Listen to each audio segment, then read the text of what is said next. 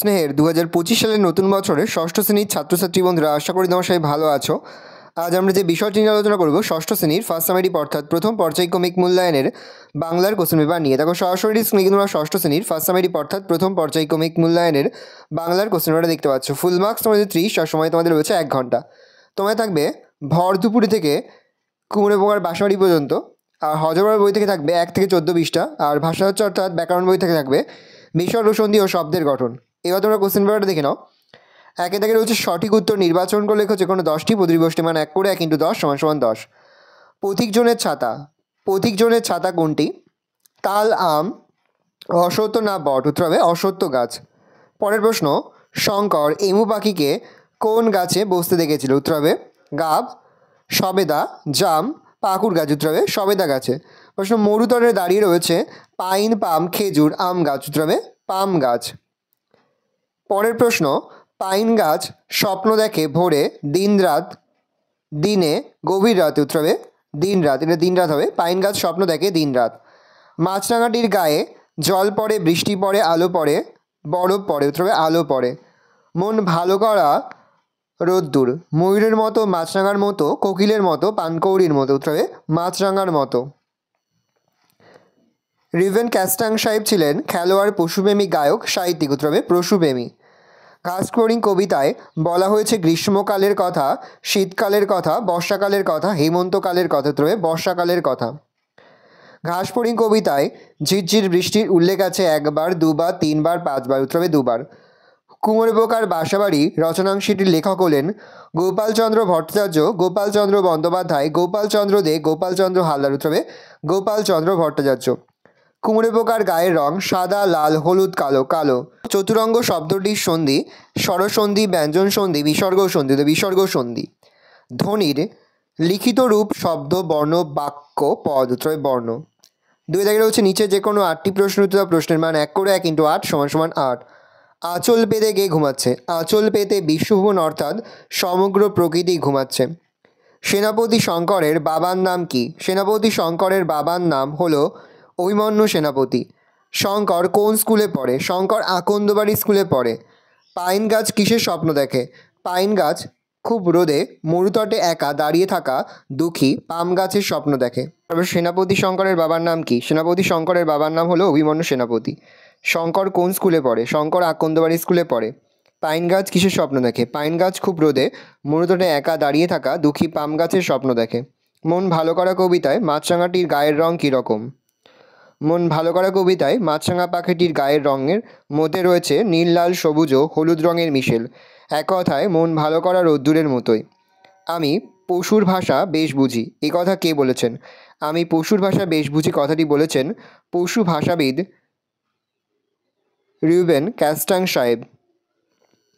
উত্তর লিখবে, আমি পশুর ভাষা বেশ বুঝি কথাটি বলেছেন পশু ভাষাবিদ রিউবেন ক্যাস্টাং সাহেব। ঘাসফড়িংয়ের সঙ্গে কার গলায় গলায় ভাব হয়েছিল? ঘাসফড়িংয়ের সঙ্গে কবির গলায় গলায় ভাব হয়েছিল। কুমড়ে পোকা একটি কুঠুরিতে কটি করে ডিম পাড়ে? কুমড়ে পোকা একটি কুঠুরিতে একটি মাত্র ডিম পাড়ে। বিসর্গ সন্ধি কাকে বলে? প্রথম পদের বিসর্গের সঙ্গে পরবর্তী পদের স্বর কিংবা ব্যঞ্জনের যে সন্ধি হয় তাকে বিসর্গ সন্ধি বলা হয়, যেমন নমযুক্ত কার, নমস্কার।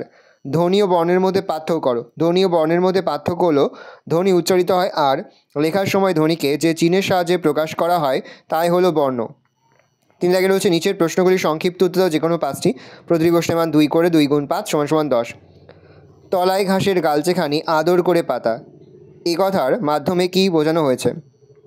আলোচ্য কবিতায় অশ্বত্থ গাছের নিচের সবুজ, নরম ও আরামদায়ক ঘাস জমিটিতে পথিকরা বিশ্রাম নেয়। ঘাস জমিটিকে দেখে কবির মনে হয়েছে এটি যেন পথিকদের বিশ্রাম নিতে আদর ভরে রাখছে, তাই কবি ঘাস জমিটিকে আদর করে পাতা গালিচার সঙ্গে তুলনা করেছেন। সারা ক্লাস হাসিতে ফেটে পড়ল। সারা ক্লাস হাসিতে ফেটে পড়ল কেন? শঙ্কর এমু পাখির ভুল বর্ণনা দেওয়ায় মাস্টারমশাই বিভীষণ দাস রেগে গিয়ে প্রশ্ন করলেন যে সে এমু পাখিকে ঘোলপুকুরে কীভাবে দেখল? তখন শঙ্কর বুঝতে পারল সে মাস্টারমশাইয়ের আগের প্রশ্নের উত্তর ভুল দিয়েছে। তবু মনে সাহস এনে বলল যে সে স্বপ্নেই হয়তো এমু পাখিকে দেখে থাকবে। সহপাঠীরা উত্তরটি শুনে মজা পেয়ে হাসিতে ফেটে পড়ল। স্বপ্ন সে দেখে দিনরাত দুলে দুলে, কে কী স্বপ্ন দেখে? বরফ ঢাকা পাহাড়ে দাঁড়িয়ে থাকা পাইন গাছ দূরে দূরে স্বপ্ন দেখে।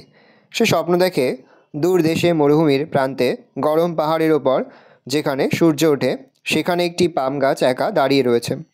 মন ভালো করা রোদ্দুরকে কবি কিসের সঙ্গে তুলনা করেছেন? কবি শক্তি চট্টোপাধ্যায় মন ভালো করা কবিতায় রোদ্দুরকে মাছরাঙা পাখির গায়ের রঙের সঙ্গে তুলনা করেছেন। মাছরাঙা পাখির রঙের বাহার যেমন মনকে ভালো লাগায় ভরিয়ে দেয়, তেমনই রোদ্দুরের শোভাও কবির মন ভালো করে দেয়। মাছরাঙার গায়ের রং যেমন একই সঙ্গে উজ্জ্বল ও শান্ত, রোদ্দুরের তীব্রতাও তেমনই কখনো বেশি কখনো কম। মাছরাঙার গায়ের পালকে যেমন লাল, হলুদ, সবুজ রঙের আশ্চর্য সমারোহ, তেমনই রোদ্দুরেও রয়েছে অনেক রং। পশু পাখির ভাষার রচনাংশে শিল্পাঞ্জি সম্পর্কে লেখক কী জানিয়েছে? পশু পাখির ভাষার লেখক সুবিনয় রায়চৌধুরী জানিয়েছেন, শিল্পাঞ্জিরা মানুষের জাত ভাই হলেও তাদের ভাষা বলতে সেভাবে কিছু নেই। তারা ভালোবাসা, সহানুভূতি প্রভৃতি খুব ভালো বোঝে এবং সহজেই ভাব পাতায়। আমি কথা দিয়ে এসেছি উদ্ধৃত অংশটি কার, কোন কবিতার অংশ, কে কাকে কী কথা দিয়ে এসেছে? উদ্ধৃত অংশটি কবি অরুণ মিত্রের ঘাসফড়িং কবিতার অংশ। ঝিরঝিরে বৃষ্টির পর সবুজ ঘাসে পা দিয়ে একটি ঘাসফড়িংয়ের সঙ্গে কবির বন্ধুত্ব হয়। তার কাছ থেকে চলে আসার সময় কবি ওই ঘাসফড়িংকে কথা দিয়ে এসেছিলেন যে তিনি পরে অবশ্যই আবার তার কাছে যাবেন। কুমড়ে পোকা কীভাবে শিকার সংগ্রহ করে? কুমড়ে পোকা কোনো মাকড়সা দেখতে পেলেই ছুটে গিয়ে তার ঘাড় কামড়ে ধরে, কিন্তু সেটাকে একেবারে মেরে ফেলে না, শরীরে হুল ফুটিয়ে একরকম বিষ ঢেলে দেয়। এভাবে সে অন্তত 5-4 বার হুড ফোটায়। এরপর সে সেই অসার মাকড়সাটাকে নিয়ে নতুন বানানো কুটিরের মধ্যে হাজির হয়।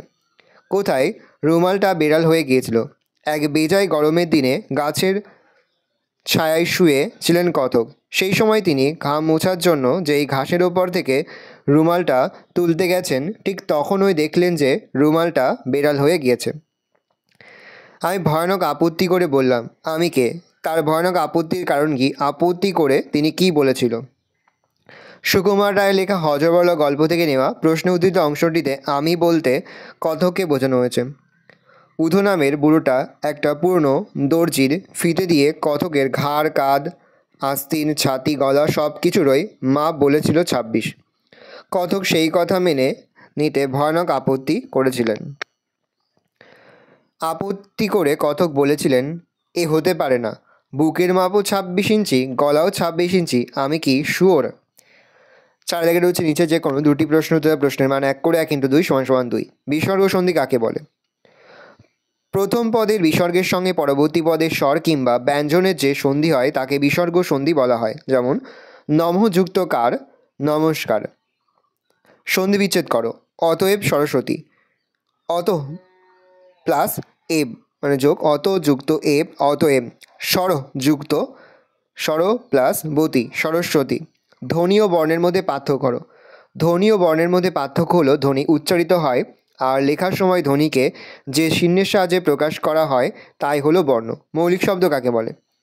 যেসব শব্দকে ভাঙা যায় না বা ভাঙা গেলেও টুকরো অংশগুলির কোনো অর্থ থাকে না তাদের বলা হয় মৌলিক শব্দ। এগুলিকে সিদ্ধ শব্দ বলা হয়। যেমন লাল, কালো, 1, 2, হাতি, ঘোড়া ইত্যাদি। ভালো করে দেখে নাও, এই রয়েছে টোটাল তোমাদের ফার্স্ট সামেটিভ অর্থাৎ প্রথম পর্যায়ক্রমিক মূল্যায়নের 6ষ্ঠ শ্রেণীর বাংলার কোশ্চেন পেপার। প্রশ্নটা দেখে নাও। আশা করি ভিডিওটা ভালো লেগেছে। ভিডিওটা ভালো লাগলে ভিডিওকে লাইক করে দেবেন, ভুলবেন না। আমার চ্যানেল নতুন হাও তাহলে সাবস্ক্রাইব প্রেস করে পাশে বেল আইকনটা প্রেস করো, যখন নতুন কোনো ভিডিও আপলোড করি সবার ফার্স্ট নোটিফিকেশন তোমরা পেয়ে যাও। আর এই ভিডিওটি তোমার বন্ধু বান্ধবী আত্মীয়স্বজন সবার মধ্যে কিন্তু অনেক শেয়ার করে, যেটা বছর 6ষ্ঠ শ্রেণীতে পড়ছে। আমরা কিন্তু ইতিমধ্যে 6ষ্ঠ শ্রেণীর প্রতি বিষয়ের সিলেবাস, প্রশ্নকার এবং নমুনা প্রশ্নপত্র কিন্তু আপলোড করি। তোমাদের এখনও পর্যন্ত সেই ভিডিওগুলো না দেখে থাকো, ভিডিওগুলো কিন্তু তাড়াতাড়ি দেখে নাও। তোমাদের সকলকে জানাই আগাম পরীক্ষার অনেক শুভেচ্ছা এবং অভিনন্দন। আশা করি সকলের পরীক্ষায় খুব ভালো হবে। কোনো প্রশ্নের উত্তর লিখতে বা বুঝতে যদি কোনো রকম অসুবিধা হয় তাহলে কিন্তু নির্দ্বিধায় কমেন্ট সেকশনে কমেন্ট করে জানাতে একদমই ভুলবে না। ভালো করে দেখে নাও কোশ্চেন পেপারটা।